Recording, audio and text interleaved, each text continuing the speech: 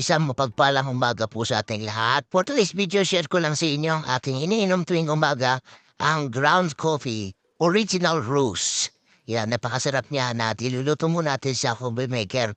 Di na kasi ako nag-aalmusal tuwing umaga, kape na lang. Kape lang yan at tampain ko mamaya mga hapon na. Dahil control lang muna ako sa pagkain kaya kailangan disiplina ang kailangan. Dahil pag OFW ka, kailangan alagaan mo ang sarili mo. Dahil pag nagkasakit ka, walang mag-aasikaso sa'yo dito. Dahil nung nakaraang buwan nagtimbang ako, umabot ako ng 100 kilos. Masyado na akong overweight para sa height ko, na dapat 85 kilos lang ako. Dahil overweight ako, laging sumasakit ang pako. At mabilis na din ako mapagod.